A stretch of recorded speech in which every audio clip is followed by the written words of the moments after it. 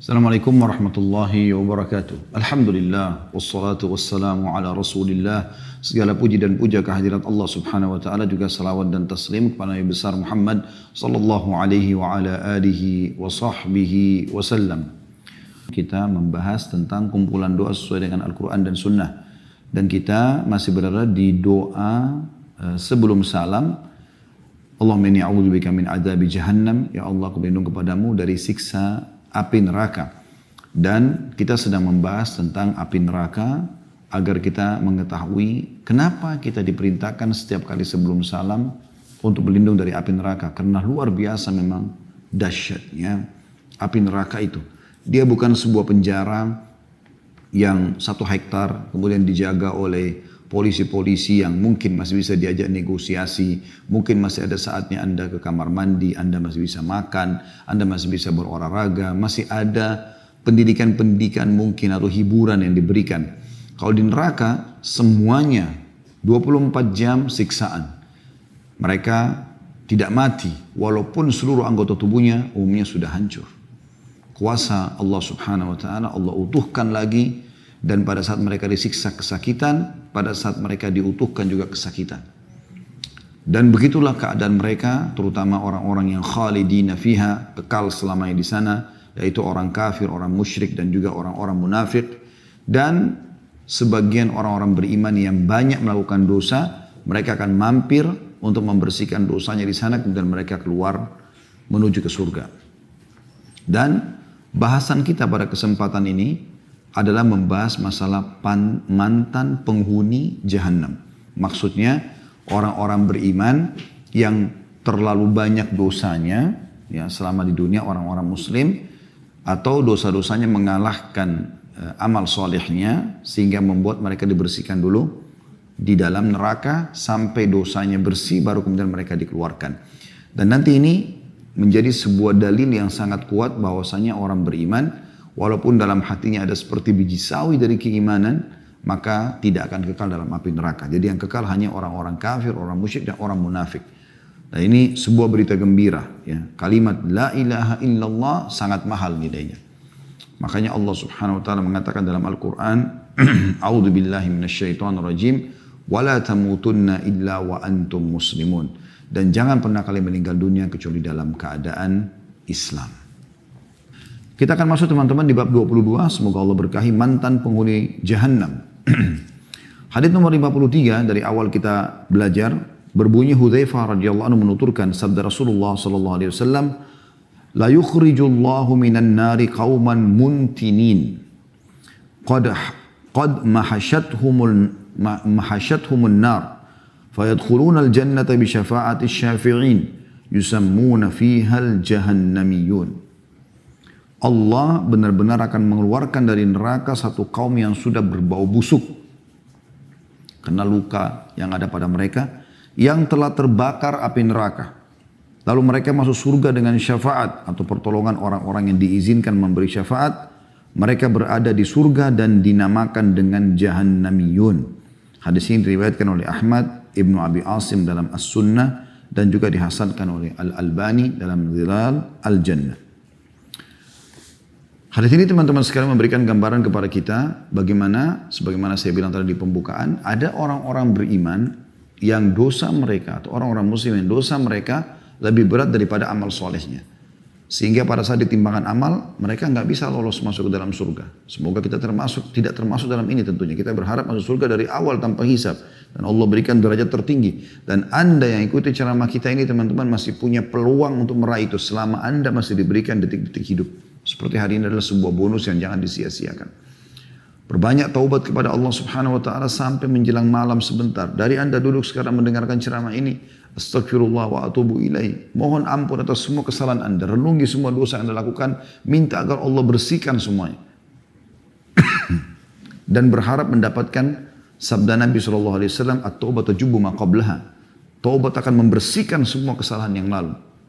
Kalau Anda beramal saleh, maka sekarang tinggal dijaga lagi, rutinkan. Seperti sore hari begini, sholat asar, kemudian zikir petang ya. Sebentar jangan luput maghribnya, ada qobliyah maghrib, ada ba'diyah maghrib. Kemudian juga kalau Anda ada waktu lowong, Anda bisa duduk sampai isya di masjid, menunggu misalnya atau Anda mengaji tadarus di rumah. Ya. Kemudian Isya juga sama, ada Qobliyah Isya, ada Ba'diyah Isya. Maksimalkan itu, kemudian Anda istirahat nantinya. Kemudian Anda jangan luputkan sholat malam. Kalau Allah masih hidupkan lagi besok, Alhamdulillah, kita ulangi lagi kebaikan-kebaikan kita, supaya terus terisi dengan amal-amal saleh. Ya. Kemudian kita juga mengambil pelajaran yang lain, bahwasanya ini rahmat Allah yang luas. Bagaimana Allah subhanahu wa ta'ala dengan rahmatnya, yang Allah sendiri mengatakan wa rahmati qad ghalabat ghadabi dalam hadis qudsi, ya, yaitu rahmatku telah mengalahkan murkahku. Dan ini rahmat Allah subhanahu wa ta'ala. Bagaimana orang yang sudah bermaksiat kepada dia disiksa lalu dikeluarkan, itu pun masih bisa masuk ke dalam surga. Dan ini luar biasa. Kesuksesan yang sebenarnya, saudaraku seiman, adalah firman Allah subhanahu wa ta'ala.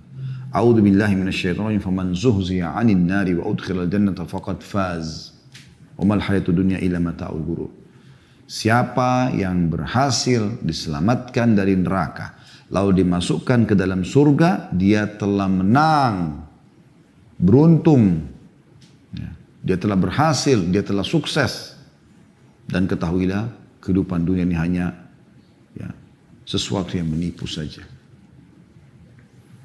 Kalau orang, teman-teman sekalian, di dunia selalu tolok ukurnya, kalau Anda muslim tapi Anda pegangan seperti orang-orang kafir, targetnya adalah dunia saja.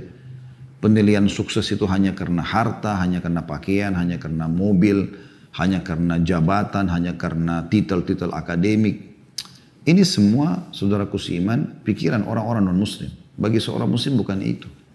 Bahkan kata Nabi SAW, siapa yang tiba di pagi hari, sementara hammuhu, niatnya, targetnya dunia, maka Allah akan memecahkan urusan-urusannya, mempersulit. Dan Allah akan menjadikan kemiskinan di depan matanya. Serta tidak akan datang kepada dia dari dunia kecuali yang sudah dicatatkan saja. Dan siapa yang tiba di pagi hari, targetnya dia, niatnya adalah akhirat, maka Allah akan satukan urusannya. Allah akan mudahkan dan selesaikan. Allah akan jadikan kekayaan itu dalam hatinya. Dan dunia akan datang kepada dia dalam kondisi terhina. Beda sekali. Ini setiap tiba pagi hari. Jadi bagaimana teman-teman sekalian kita memahami target utama seorang muslim justru sukses nanti masuk ke dalam surga. Anda masih ingat bagaimana mayoritas penghuni surga justru orang-orang miskin, sampai surga mengatakan, ya Allah, kenapa tidak masuk ke dalam kecuali orang-orang miskin dan orang-orang yang dianggap remeh, gitu kan? Maka Allah mengatakan, kau rahmatku yang aku karuniahi, yang aku balas orang-orang yang taat kepadaku denganmu. Gitu kan? Bukan berarti orang kaya tidak masuk ke dalam surga. Masuk ke dalam surga. Abu Bakar orang kaya. Abdurrahman bin Auf orang kaya. Utsman bin Affan orang kaya. Nabi SAW sendiri juga termasuk orang yang punya kemampuan. Beliau punya harta dari harta rampasan perang yang Allah SWT mudahkan buat beliau dari Khaybar, gitu kan? Dan dari peperangan-peperangan yang lain, sallallahu alaihi wasallam. Tapi beliau lebih suka hidup sederhana, sallallahu alaihi wasallam. Jadi target kita bukan itu. Tapi bagaimana teman-teman semua yang di benak kita ini, kita selamat dari neraka di hari kiamat nanti. Karena sesuatu pemandangan yang sangat menakutkan. Api yang bergejolak besar, gitu kan. Sampai sebagian salafus saleh dari tabi'in, mereka kalau lihat gejolak api, mereka sampai mengulang-ulangin ayat Al-Quran. Sami'u laha tagayjuzan wa dhafira. Kalau dilihat ke neraka itu maka didengarkan suara gemuruhnya dan letupan-letupannya. Maka mereka mengulang-ulangi sampai mereka pingsan. Karena takutnya dengan api neraka itu. Dan takut dengan apa yang Allah perintahkan kita untuk takut adalah berarti takut kepada Allah. Bukan seperti pemahaman sebagian orang, oh kalau kita takut pada neraka berarti kita bukan takut kepada Allah. Tidak, yang suruh takut pada neraka kan Allah. Dalam surah At-Tahrim kan Allah mengatakan, itu surah nomor 66 ayat 6 kan. A'udzu billahi minasyaitonir rajim. Ya ayyuhalladzina amanu qu anfusakum wa ahlikum nara. Hai orang beriman, selamatkan dirimu. Artinya kau harus takut dari api neraka. Yang bahan bakarnya manusia dan batu. Waquduhan nasu wal hijarah. Gitu kan. Al-ayat. Jadi memang kita harusnya khawatir dengan neraka tersebut dan bagaimana surga menjadi target utama kita. Subhanallah, orang kalau jadikan surga target utamanya, dia akan jadi orang baik. Karena untuk ke surga semua amal-amal baik kan. Jujur, amanah, tanggung jawab, berbakti sama orang tua, berbuat baik sama orang. Apalah ya, silaturahim keluarga, jenguk orang sakit, ziarah kubur. Semua kebaikan-kebaikan. Dan untuk menjadi ahli neraka, ya semua pelanggaran-pelanggaran yang memang juga secara fitrah manusia tidak suka. Memukul, mencuri, menghina, memfitnah, menggunjing. Ya. Kemudian yang ketiga yang kita bisa ambil dari hadis adalah bagaimana mereka masuk ke dalam surga dengan syafaat. Orang-orang yang Allah izinkan untuk memberikan syafaat. Dan ini sudah kita singgung pada pertemuan-pertemuan kita yang lalu. Para nabi-nabi memberikan syafaat, para malaikat memberikan syafaat, orang-orang saleh memberikan syafaat. Anda pun bisa memberikan syafaat kalau memang amal soleh Anda banyak. Jadi kita bisa menolong orang-orang yang kita cintai untuk bisa masuk dalam surga bersama kita. Yang terakhir, yang keempat adalah yang kita bisa ambil pelajaran bagaimana mereka di sini mendapatkan julukan Juhannamiyun. Ya, atau Quran Nabi terjemahannya seperti judul ini, mantan penghuni Jahannam. Dan nanti di surga orang akan tahu, oh ini pernah lolos masuk ke neraka nih. Atau ini pernah masuk neraka lalu lolos masuk ke dalam surga. Cuman di surga nggak ada lagi kayak di dunia. Orang ngolok-ngolok, nggak ada lagi. Hatinya orang sudah bersih semuanya. Malah ahli surga itu gembira melihat saudara-saudaranya ini masih ada yang bisa diselamatkan masuk ke dalam surga. Karena itu luar biasa keberuntungannya. Ya, kalau tidak bisa diselamatkan itu luar biasa. Anda masih ingat dulu bagaimana kita membahas salah satu bab tangisan dan jeritan ahli neraka. Mereka sampai memanggil para malaikat penjaga neraka dan tidak dijawab. Sekian ratus tahun. Setelah dijawab pun malaikat mengatakan kalian akan di situ, tidak ada negosiasi, percuma gitu. Maka mereka memanggil Tuhan mereka Allah SWT, Allah yang sifatnya Ar-Rahman, Ar-Rahim, Maha Pengasih, Maha Penyayang, tapi sama mereka Allah tidak gunakan sifatnya kecuali Al-Jabbar yang Maha Perkasa, Syadidul Iqab, berat siksaannya. Allah tidak menjawab mereka seumur dunia. Allahu a'lam berapa miliar tahun. Setelah itu pun Allah mengatakan ikhsa'u fiha wa la tukallimun. Kalian kekal dalamnya, terhina dan jangan pernah bicara sama aku. Maka kata Nabi SAW, mereka pun akhirnya menyesal, menangis, dan air mata mereka kalau diletakkan di atasnya kapal laut, maka kapal laut itu bisa mengalir, berjalan di atas air mata mereka. Dan mereka akan menangis sebagai pengganti keluarnya air mata, darah. Nah, ini kenapa teman-teman sekalian? Gara-gara pelanggaran-pelanggaran agama. Kalau Anda tidak ke diskotik, tidak ke karaoke, tidak ke bar, tidak mabuk-mabukan, tidak narkotika. Kenapa? Matanya buta, telinganya copot? Enggak kan? Lalu kenapa Anda harus lakukan? Anda bisa minum susu, minum madu, Anda bisa interaksi biologis sama pasangan yang halal, Anda bisa janjian di majelis taklim, Anda bisa janjian buka puasa bersama. Kan banyak amal soleh yang bisa kita kerjakan. Hadis selanjutnya nomor 54. Imran ibn Husain radhiyallahu anhu menuturkan sabda Nabi SAW, yakhruju qaumun minan nari bi syafaati Muhammadin sallallahu alaihi wasallam fayadkhuluna al-jannata yusammuna al-jahannamiyun atau jahannamiyin. Satu kaum akan keluar dari neraka dengan syafaat Muhammad sallallahu alaihi wasallam. Lalu mereka masuk surga dan mereka diberi nama Jahannamiyun.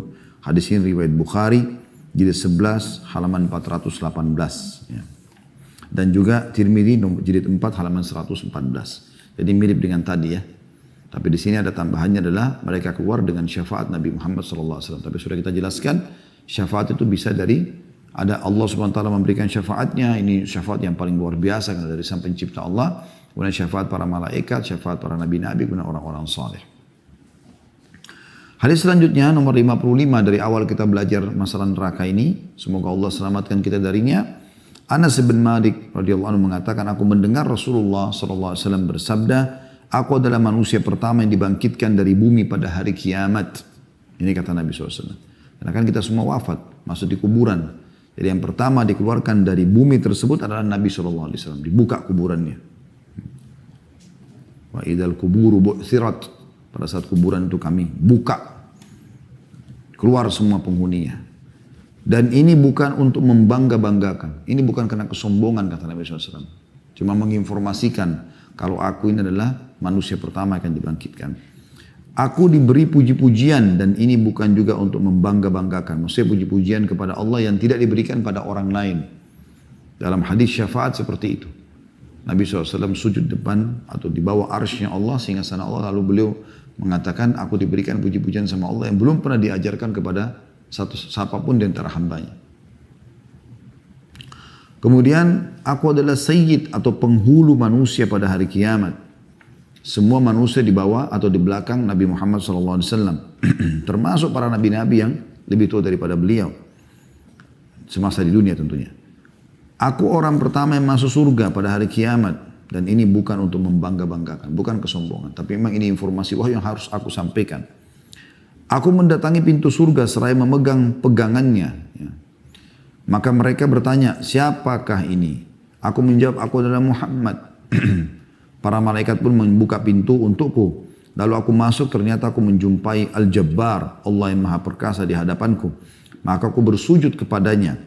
Dia mengatakan, angkat kepalamu wahai Muhammad, bicaralah, maka pembicaraanmu didengarkan. Katakanlah, maka perkataanmu diterima. Mintalah syafaat, maka syafaatmu diperkenankan.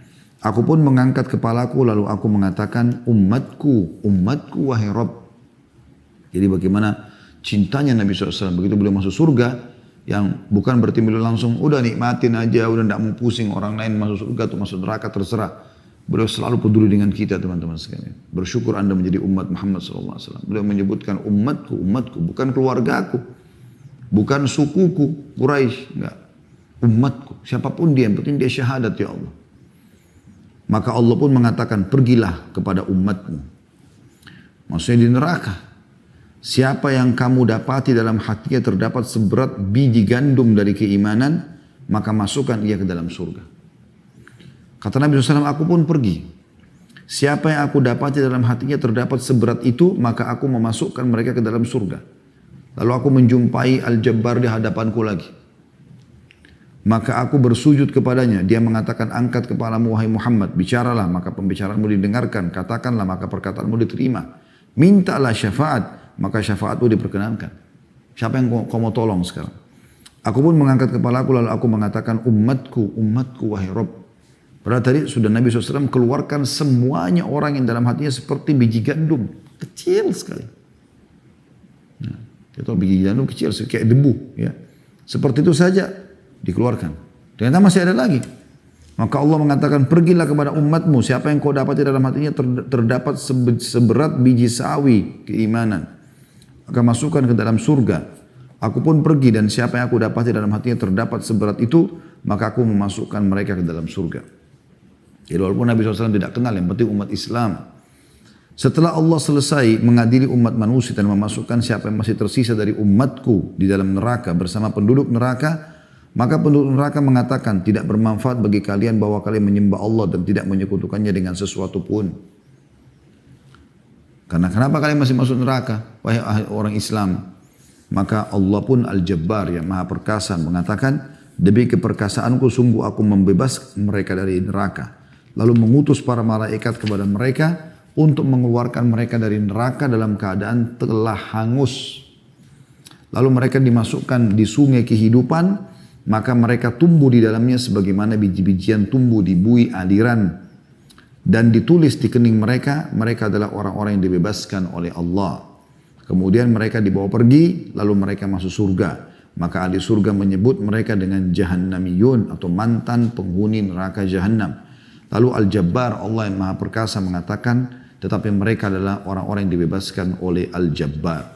Dibebaskan oleh Allah yang maha perkasa. Hadis riwayat Ahmad dan Ad-Darimi dan disahihkan oleh Al-Albani dalam Dzalul Jannah jilid 2 halaman 407. Hadis ini adalah hadis yang luar biasa teman-teman. Kita sudah dapat bocorannya selama kita di dunia. Apa yang akan terjadi nanti ini jauh ini. Ya. Subhanallah, semua sudah dipaparkan. Tidak ada satupun yang tidak dijelaskan oleh Nabi SAW. Nabi SAW, aku tinggalkan kalian agama ini malamnya seperti siangnya. Gak ada sesuatu yang tidak jelas di sini. Mau masuk surga sudah jelas, masuk neraka jelas. Dan di sini luar biasa teman-teman bagaimana cintanya Nabi SAW terhadap umatnya. Beliau SAW tidak mau masuk surga, tenang di dalam, menikmati, sudah ada buah-buahan, istana, dayang-dayang, dipan-dipan, kebun-kebun, sungai-sungai dan segala macam hal. Jadi beliau tidak pikirkan masalah itu. Dan beliau pikir sebelum menikmati semua umatku, ada umatku yang masuk neraka. Jadi Nabi SAW sangat cinta dengan kita. Dan beliau ingin sekali ketemu dengan kita. Sampai kata Nabi SAW dalam sebuah hadis, aku ingin sekali ketemu dengan saudara-saudaraku. Kata para sahabat, kami saudara-saudara anda ya Rasulullah. Kata Nabi SAW, bukan, kalian sahabat-sahabatku. Saudara-saudaraku yang datang nanti sepeninggalku. Kita-kita ini. Nabi SAW anggap saudara. Sallallahu alaihi wasallam. Memang layak beliau diangkat menjadi penutup para nabi dan rasul. Karena kecintaannya pada umatnya. Dan bagaimana beliau menjelaskan dalam hadis yang lain. Beliau prihatin, beliau mengatakan perumpamaanku dengan kalian seperti orang yang sedang menyulut api unggun, kemudian datanglah ya serangga-serangga. Aku berusaha menyelamatkan dari api tersebut, tapi ada saja yang masuk ke dalam. Sudah diperingatkan, sampai padanya peringatan, Allah sampaikan dari lisan temannya kah, supirnya kah, istrinya kah, suaminya kah, anaknya kah, ya. Atau mungkin dia nonton di medsos kah, dari pengajian kah, tapi tetap saja tidak mau engah. Ya sudah, ya, mereka akhirnya celaka. Kemudian bagaimana rahmat Allah Subhanahu wa taala luas sekali di sini sampai mengeluarkan orang yang seperti biji sawi yang sangat kecil, ya. Biji gandum dikeluarkan dari api neraka. Dan ini berarti menandakan bisa dikatakan amal mereka kecil sekali. Tapi ingat mereka tidak berbuat kesyirikan. Orang yang buat syirik besar seperti dukun, peramal, penyamun, penyihir, orang juga yang membenarkan mereka batal keislamannya. Tidak bisa. Makanya di sini dalam hadits ini ada disebutkan pada saat sudah dikeluarkan umat Muhammad SAW yang seperti dalam hatinya biji sawi dari keimanan, tersisa orang yang tidak ada keimanannya sebesar itu. Karena lebih kecil lagi amal solehnya. Maka ahli neraka dari orang-orang kafir mengatakan, nggak bermanfaat iman kalian kepada Allah dan kalian tidak menyekutukannya dengan sesuatu. Nah, berarti ada bahasa menyekutukannya. Kapan anda berbuat kesyirikan, apalagi syirik besar, percuma. Tidak dapat yang ini. Gitu.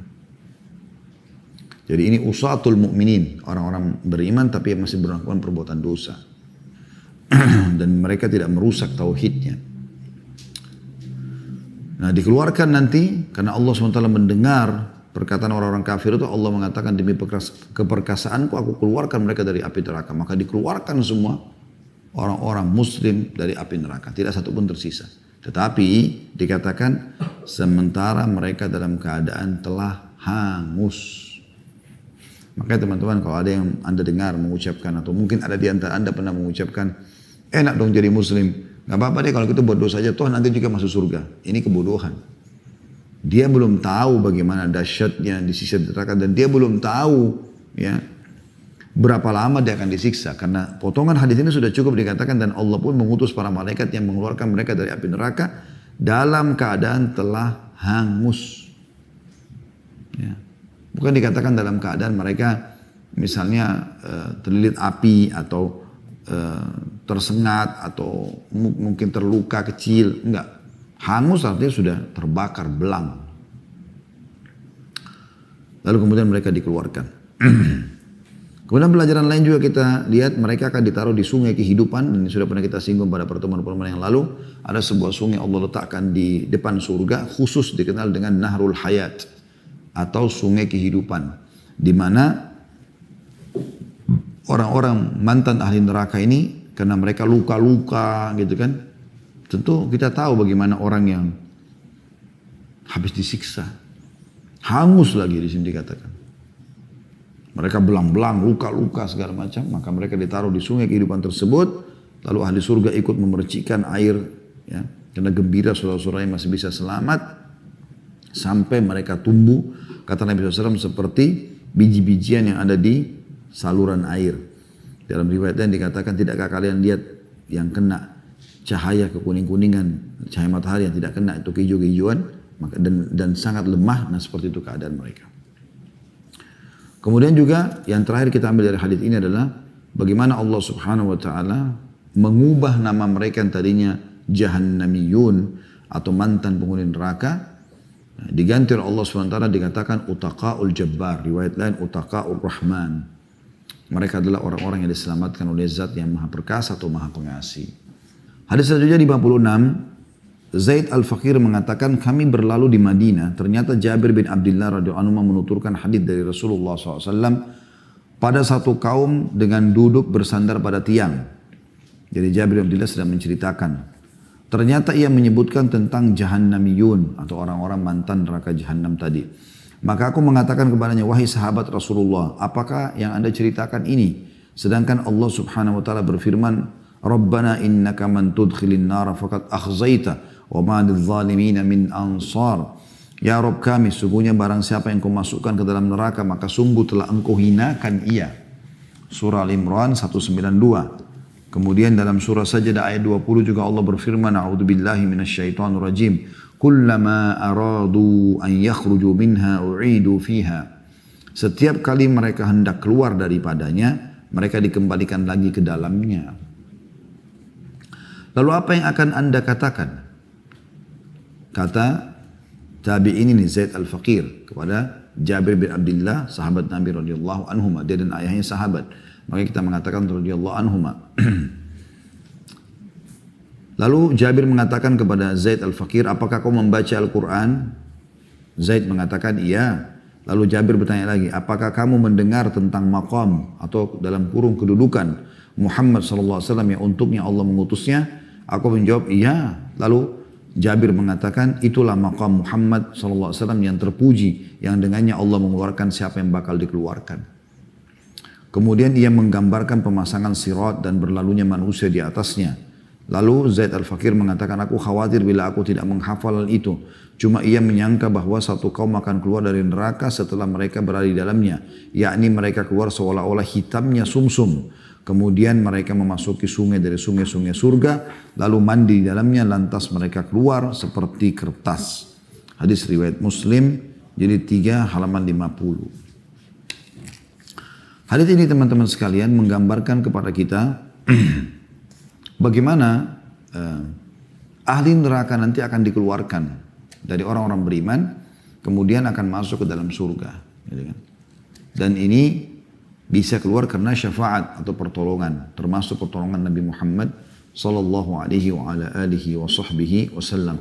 Oleh karena teman-teman berbanyak baca salawat kepada Nabi SAW, walaupun yang pendek, Allahumma salli ala Muhammad, Allahumma salli ala Muhammad, Allahumma salli ala Muhammad. Coba amalkan.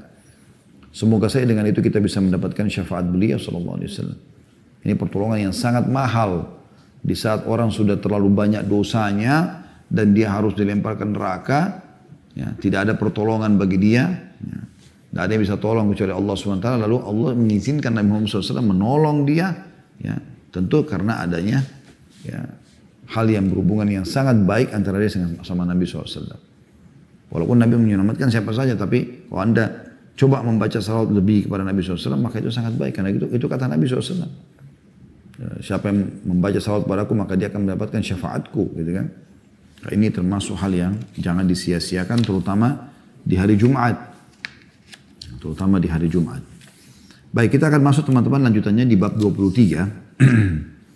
Tentang azab untuk orang yang amalnya bertentangan dengan ucapannya. Jadi dalam Islam kita dianjurkan kalau kita mengajarkan pada seseorang, baik itu mengerjakan sebuah perintah, kita usahakan mengamalkan dulu. Ya.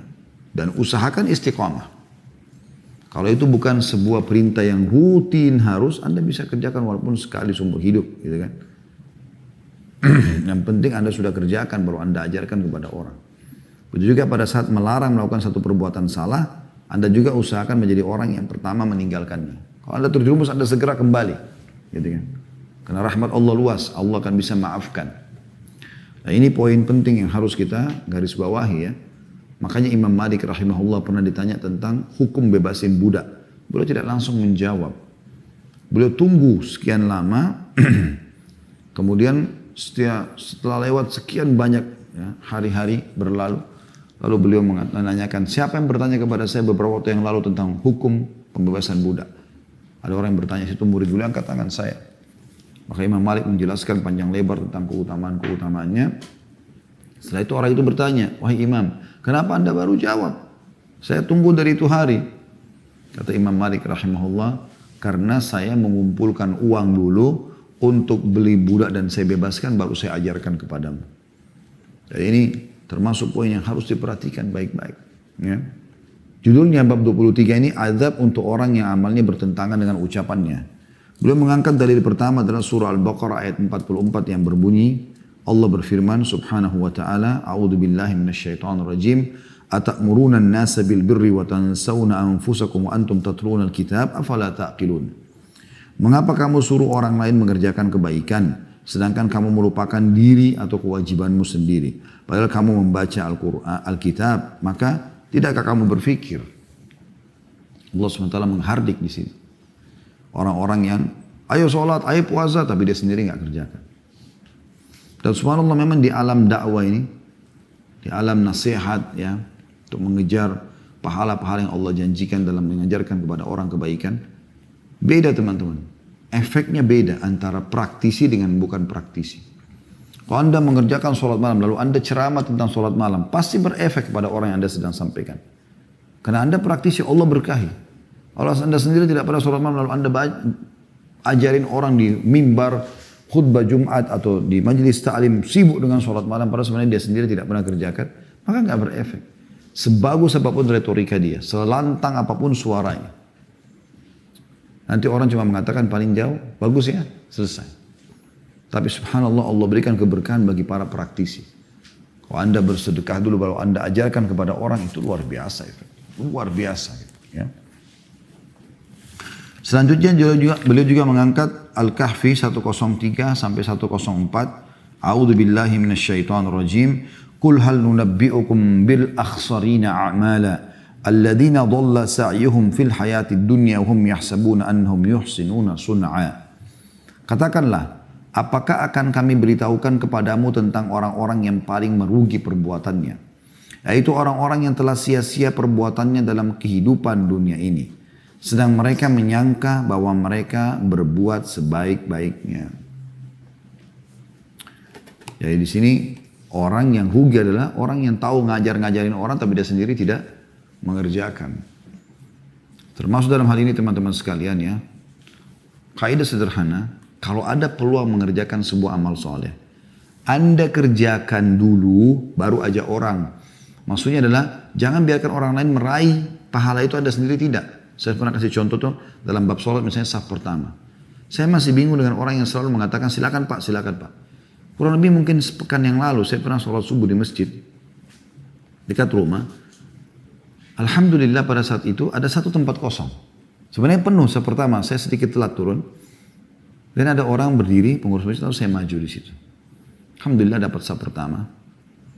Dan ini masjid memang bukan saya jadi imam, karena ada masjid yang lain ya, yang saya jadi imam. Ini kebetulan saya lagi nginap di sana, dan ini ada imam sendiri.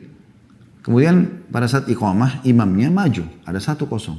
Subhanallah di belakang saya itu ada dua orang bapak, yang benar-benar apa yang saya bahasakan ini saya lihat depan mata sendiri. Silakan pak, silakan pak, silakan. Saling mempersilakan untuk meraih pahala saf pertama. Padahal kata Nabi SAW, Allah dan malaikatnya mengucapkan salam ya, kepada orang yang berada di saf-saf pertama.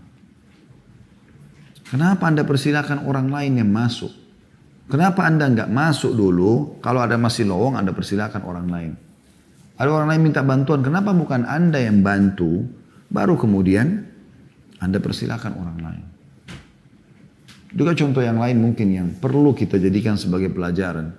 Saya melihat kadang-kadang ada orang di antara kita yang sering kali melihat temannya melakukan satu perbuatan baik. Sebenarnya dia juga bisa melakukan, tapi dia tidak mau ikutan. Misal contoh, anda lagi di mobil sama teman bersebelahan.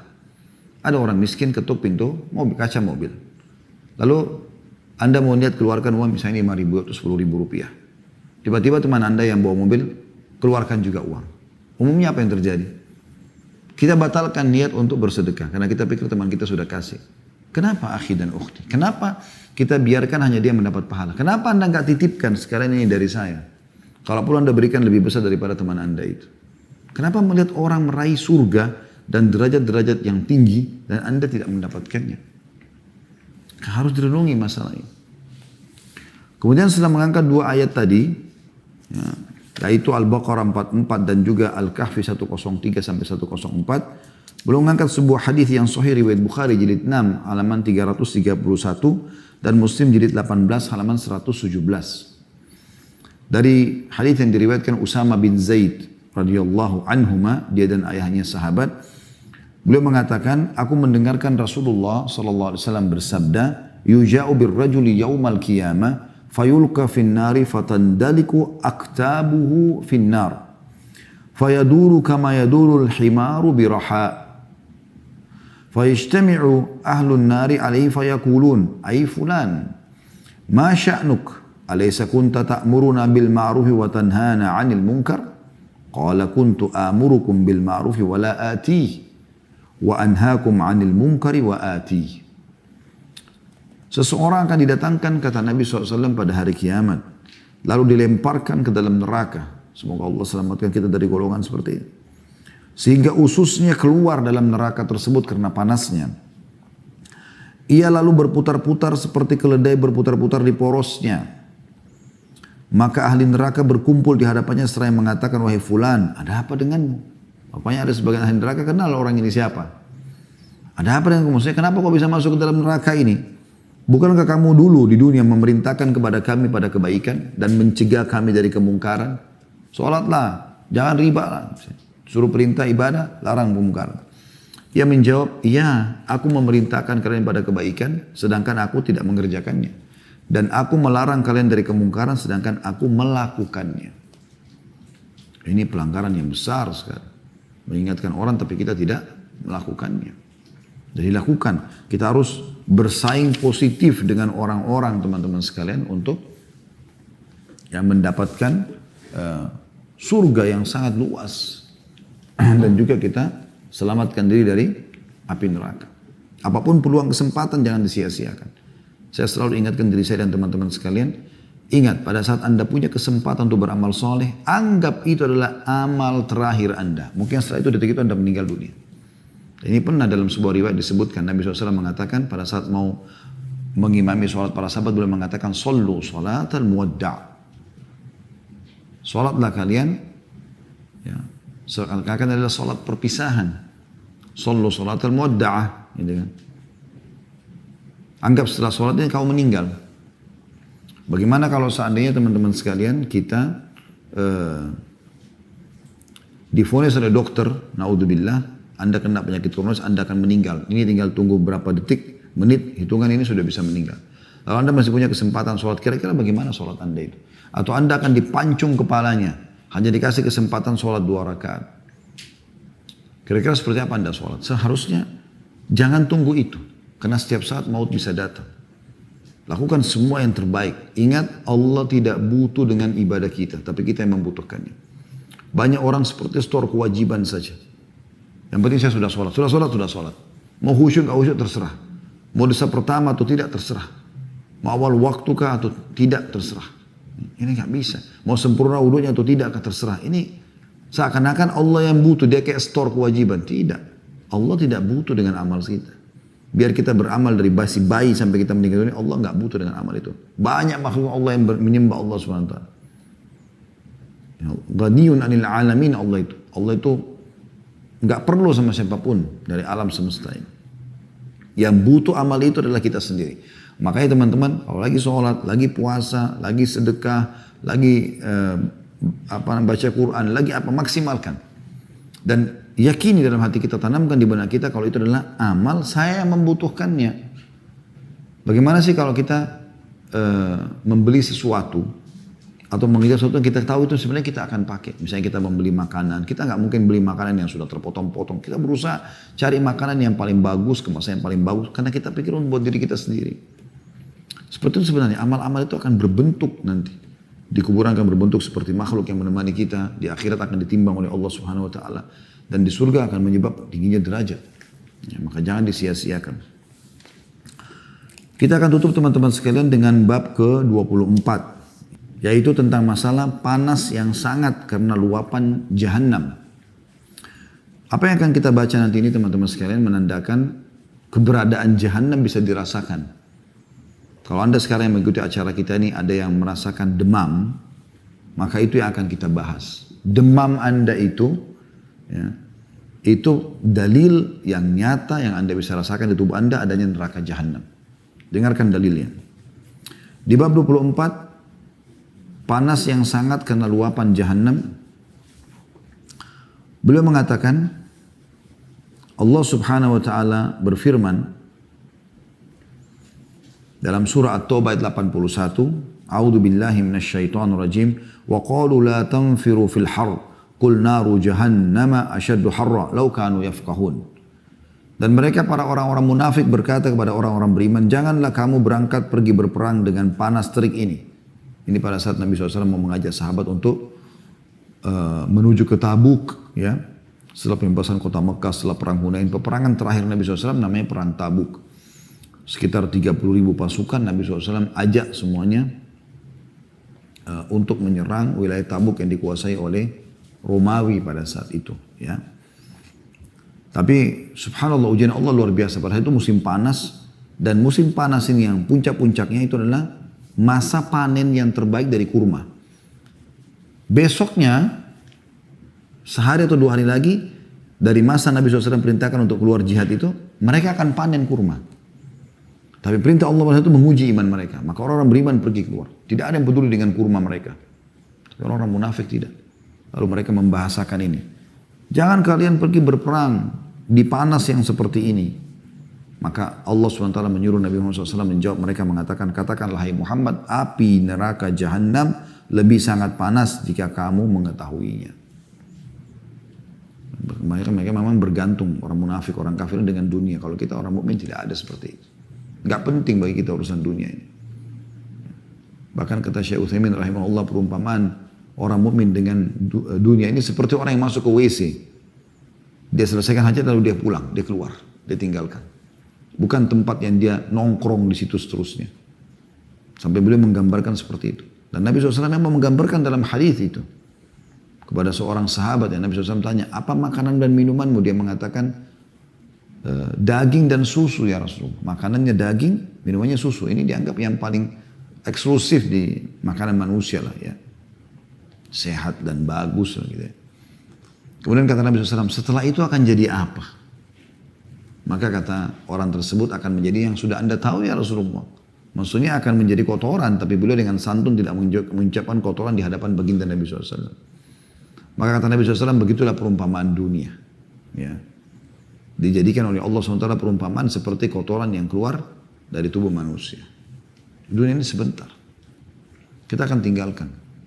Makanya kata Sa'id bin Musayyib rahimahullah, aku telah bertemu dengan satu kaum, maksudnya para sahabat, yang mereka sama sekali tidak pernah merasa rugi kalau kehilangan satupun dari urusan dunia.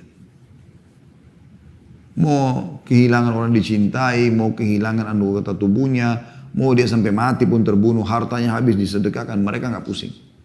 Karena targetnya sudah akhirat. Dan itu orang beriman yang sejati. Bukan dunia ini target kita. Nabi SAW sudah ingatkan itu.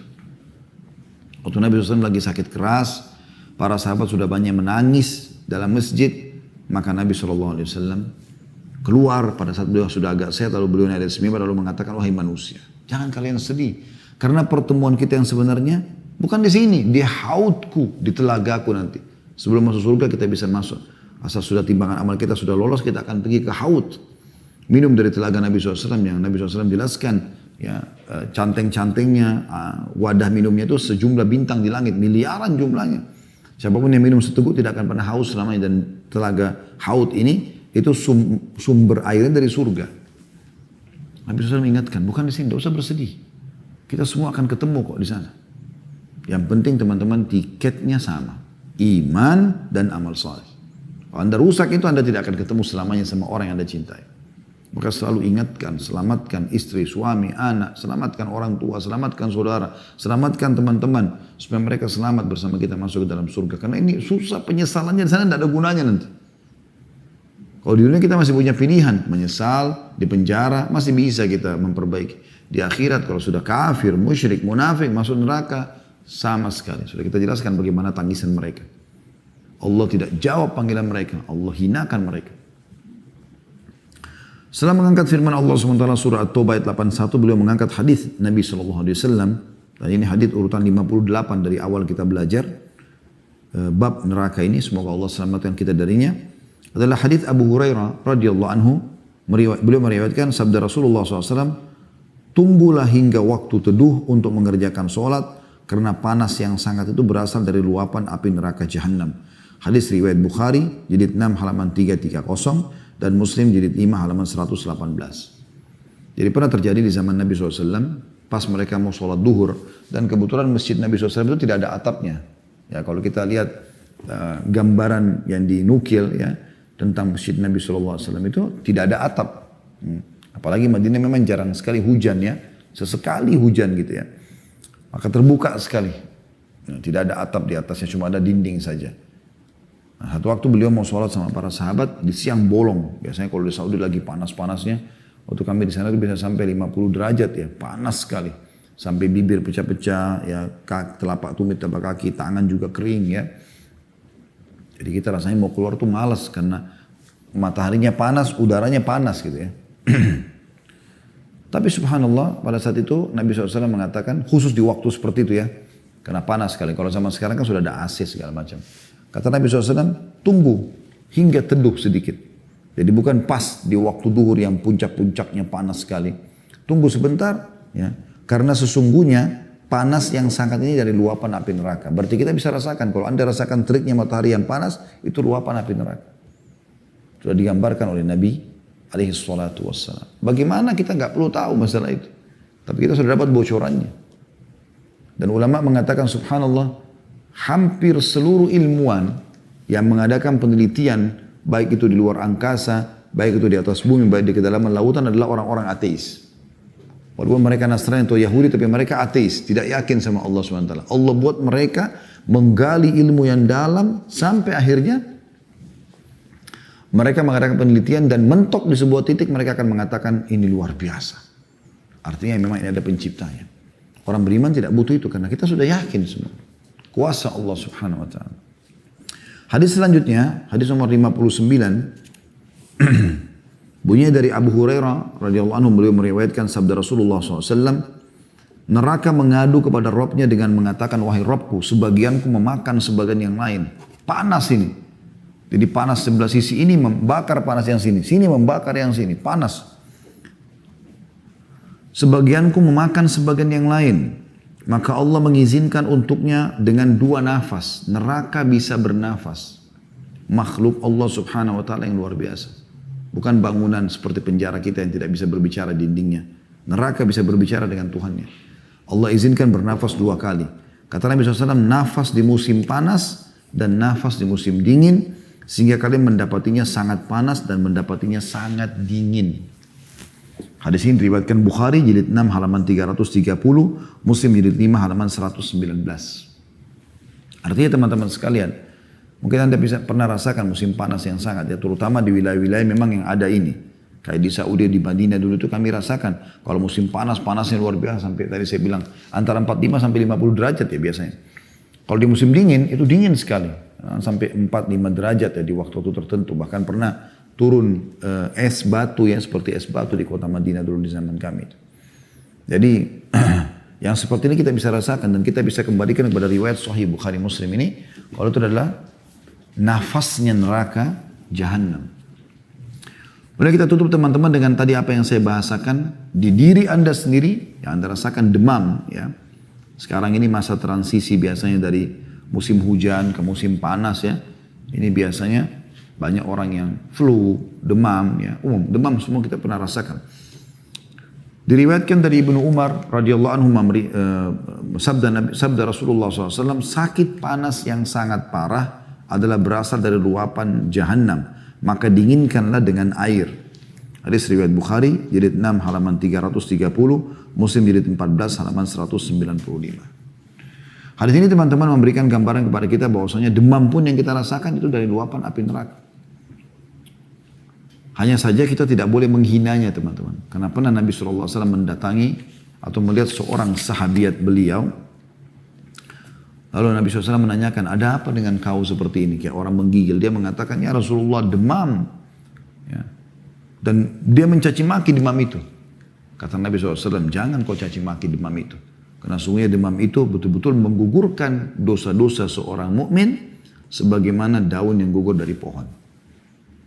Tapi jadi saksi bahasan kita ternyata kita bisa rasakan panasnya neraka jahanam. Dan kita tutup teman-teman dengan apa yang sudah kita bahasakan pada pertemuan-pertemuan yang sebelumnya ya. Bagaimana neraka jahanam itu bila kita berlindung kepada Allah darinya sehari 3 kali, riwayat lain 7 kali. Maka neraka akan mengatakan, ya Allah, langsung merespon pada saat itu, ya Allah, hambamu fulan berlindung agar tidak masuk ke dalamku, maka selamatkan dia. Dan kata Nabi SAW, tidak ada seorang hamba pun yang memohon surga 3 kali sehari atau 7 kali. Ya, kita lebih baik pilihan 7 kali tentunya. Dan Nabi SAW setiap kali lewat ayat surga beliau minta masuk ke dalamnya, lewat ayat neraka beliau berlindung agar diselamatkan darinya. Maka surga akan mengatakan, ya Allah, hambamu fulan mohon agar masuk kepadaku, masukkanlah ia. Semoga kita termasuk jadi ahli surga dan kita selamatkan dari api neraka insya Allah.